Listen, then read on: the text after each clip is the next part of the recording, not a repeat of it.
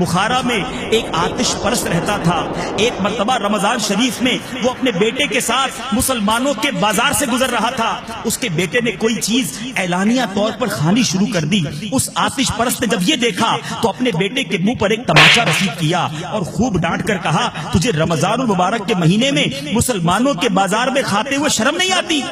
لڑکے نے جواب دیا، ابا جان آپ بھی تو رمضان شریف میں کھاتے ہیں۔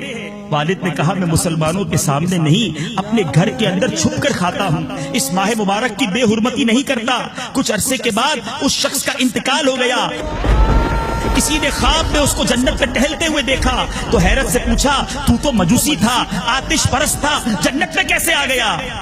کہنے لگا، واقعی میں مجوسی تھا، لیکن جب موت کا وقت قریب آیا تو اللہ عز و جل نے احترام رمضان کی برکت سے مجھے ایمان کی دولت سے اور مرنے کے بعد جنت سے سرفراز فرما دیا۔